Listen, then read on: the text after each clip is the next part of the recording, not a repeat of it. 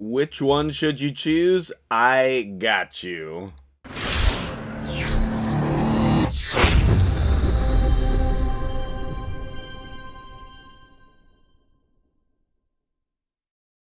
What's up, guys? MtgJedi here with you this morning. Thank you for being here. I appreciate each and every one of you. If you appreciate me, hit the like button and leave me a comment telling me what you're going to do with this fusion. So, jumping right into it, I do have a video up on the channel with Gnishak Verminlord, and I do think that he's great. I think that he looks cool. I think he's amazing for skinwalkers. I think that he can be played in a lot of different areas of the game, and I think we're still just scratching the surface of what he is capable of. Apparently, I was wrong, and he can solo things. I thought his base stats were too terrible for that, so I'll admit I was wrong there, but I think he's also really good in team compositions as well. So if you are able to go for this guy, I think that that is probably the best bet. But there's always going to be people who, number one, they don't want to do the fusion.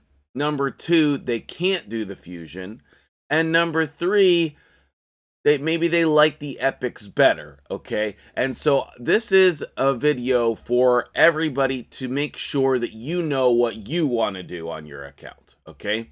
So, is he great? I think so. Am I actually going to use him on my account? Yeah, I might. Is it for sure? No. But this ability granting an extra turn with the bombs, and what does this say? Oh, okay, that's the double. I thought it was, never mind. I got mixed up. It's fine.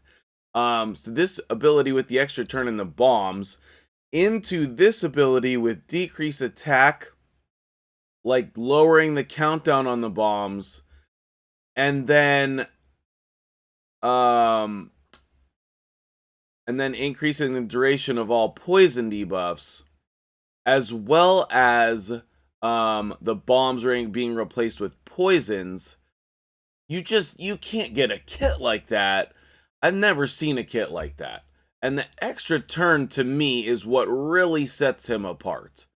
Like, in terms of tier lists, I would say this has got to be like an A. This has got to be like an A. I wouldn't say he's an S, but he could be a complete game changer. Like, he does really good damage in Clan Boss. So if you're coming up through the game and you can get him, he's going to really help you in your Clan Boss. You're going to have to build him tanky. You're going to have to find a way for him to survive. But man, he's good. Now, with that being said, there are some epics that really caught my eye here, so let me just take a brief moment and talk about each of those and whether or not you should care about them if you can't get the fusion or you don't want to get the fusion, okay? So first up, we have Ashima, and I don't think this champion is very good unless her multipliers are like, hey, surprise, we're ridiculous. But we have a double hitter that does place poisons. We have an AoE weaken. And we have messing with the duration of buffs type of ability. We also have this heal. So theoretically, you could use her in Clan Boss, but her base stats are embarrassing. Okay, 10,000 HP. Oh, wait, this is her at 50. Okay, well, I don't know what her actual base stats are then. Okay, but needless to say, she's going to be hard to keep alive. She's got like the Lady Death fingers over here with this. That's pretty cool. And she looks amazing. Absolutely looks amazing. She's barely being held together by some tape over here. But at the same time, I don't think that she's super great. All right. Now, what about this Dahlia chick? Okay. It's cool that High Elves got a new epic. She kind of looks like somebody off of Star Trek. But let's see what she does. A1 provoke, low chance, not very good.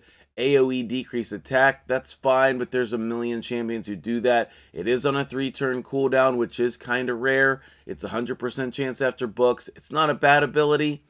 And then she counterattacks when attacked by enemies under decrease attack. She's an HP-based champion. She's got an accuracy in all battles aura. She could be helpful to your account. If you're trying to start hitting normal Hydra, this is the type of champion that can help you. Plus, she's got a freaking cool sword. Okay? Because this passive, it's going to be, like, when you book her, it's free. So she's always going to counterattack when they're under decrease attack. If you have her and maybe someone else, you can keep decrease attack up the whole time for more survivability. She's an HP-based champion. Is she great? No, but I think that she's definitely solid. So I think she's worth getting if you're not going to get the fusion. Now, the next two over here, the two spirit-based champions, man, do I think that they have some potential, okay? Morag Bronzelock has this AoE attack with a strengthen buff, and she's a defense-based champion to start. Like, bro, that's unprecedented. Like, we're talking like Lydia does AoE decrease defense and weaken on an attack that gives you strengthen. Is that the only one? Is that the only champion that does that? Like, she's in a small group here. It's 100% chance. That's really a big asset for survivability. Like, you put this in your clan boss team, you're gonna live longer. You put this in any dungeon team that you're struggling for survival, like the new Sand Devil. You put this in Hydra. I mean, this is a really, really good ability. Like, underratedly strong. And then we have this little mini ally attack. I don't if they made this a whole team ally attack, I'd be telling you, yes, you can skip the fusion and get this chick. Because it's only 2 random allies, that does make it a little bit mediocre. Like, I would say she's like probably a B, but I don't know because this ability is crazy good. And then she has a double hitter on her A1, ignoring shield buffs. I don't think I care about that.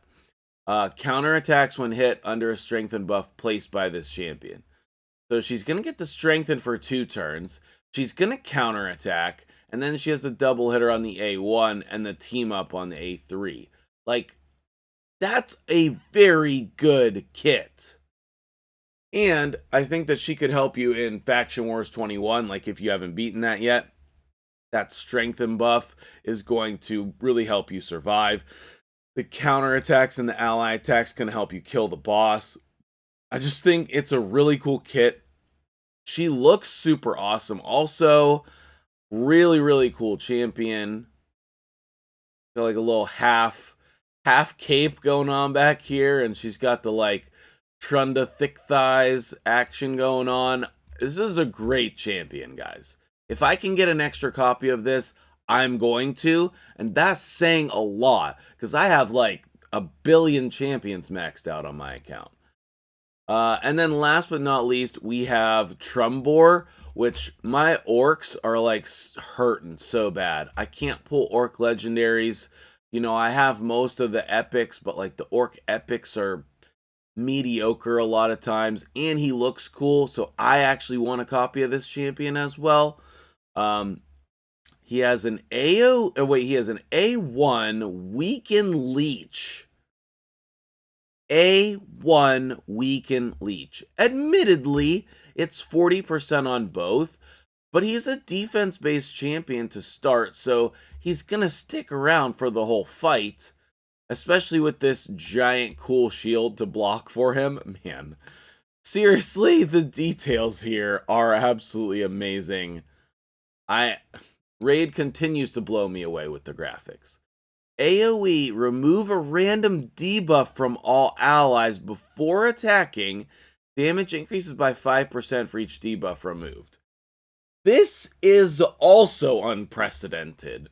We do not have any abilities in the game that remove debuffs on an attack, I don't think. Tell me I'm wrong. But in addition to that, we need to check the damage here, because this could be a really hard-hitting ability, especially if you're pulling a bunch of debuffs. Now, this can only remove 1 from each ally, but if you're in Hydra, that's 30% more damage. That's more than his books get. And it's on a 3-turn cooldown. I just think that this is an amazing Hydra champion. I really want to mess with him. Then over here, he has the ally protection increased defense. So if you go ally protection increased defense into this, you're going to have that increased defense buff to smack. If you don't need this ability, you can just turn it off, and then you can cycle back between these two abilities. Man, that's strong. Whenever this champion's attack, 20% chance of decrease in duration of all debuffs on this champion by 1 turn, and that goes up to 40%. I'm not sure how I feel about this passive. I don't think you actually want to be. Like, it's kind of at odds with this ability. So I don't know how to feel about that. I think if it was me, I would try to book the A1 and the A2 and not these two, or at least not the passive. But obviously that's difficult. I bet he works really well unbooked as well. But like booking the A1 is actually huge, because then that goes to 40%, 40% for the Leech and the Weaken. So I think that these two champions here, Trembore and Morag, are definitely worth trying to get a hold of, especially if you can't do the fusion. Some people don't do fusions, some people don't want to do fusions. If that's you, or you can't do the fusion, get a copy of both of these, okay?